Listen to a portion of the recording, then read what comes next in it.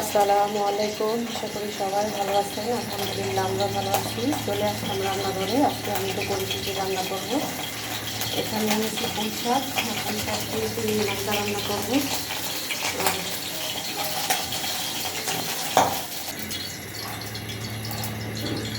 তো চিংড়ি মাছ দিয়ে পুঁই শাক, আর এখানে নিয়েছি আমি যে বোয়াল মাছ দিয়ে যে পেঁয়াজ দিয়ে টমেটোটা ভুনা করবো। এখন আমি বোয়াল মাছটা ভেজে নিব ভালো করে মশলা মাখিয়ে। বোয়াল মাছটা ভুনা করার জন্য আমি যে কড়াইতে সরিষার তেল দিয়ে দিচ্ছি, আর পেঁয়াজটা দিয়ে দিচ্ছি। পেঁয়াজটা একটু হালকা ভাজা হয়ে সব ধরনের মশলাগুলো দিয়ে দিব।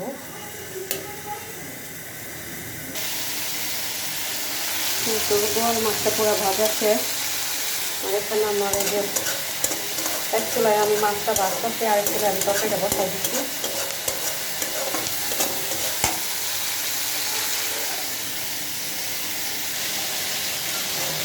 তো সব ধরনের মশলাগুলো দিয়ে দিচ্ছি। কালারটা কত সুন্দর হয়েছে। আর একটু কষিয়ে তাতে একটু পানি দিয়ে দিব।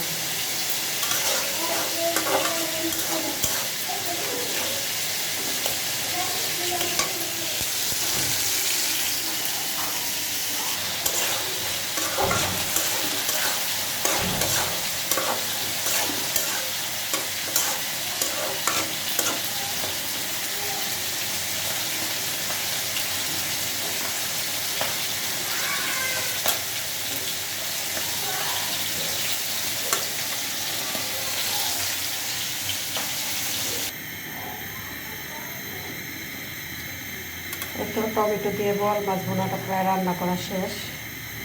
মাছটা দিয়ে দিচ্ছি।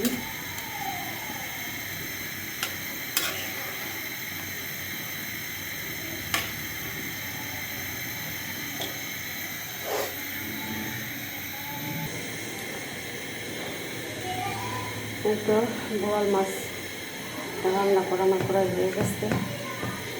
আর এখানে যে আমি পুঁই শাকটা দিয়ে চিংড়ি মাছটা বসাই দিচ্ছি।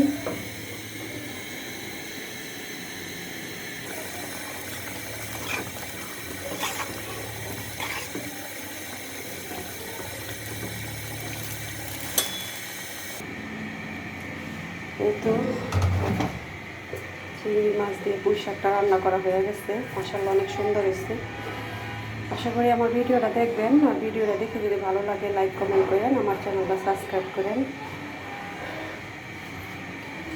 আমি সারাদিন টুকিটাকি যাই রান্নাবান্না করি, আপনাদের সাথে শেয়ার করি। আশা করি আমার ভিডিওটা দেখবেন, অবশ্যই দেখবেন। সবাই ভালো থাকবেন। আল্লাহ হাফেজ। দেখা হবে অন্য কোনো ভিডিওতে, অন্য কোনো রেসিপি নিয়ে।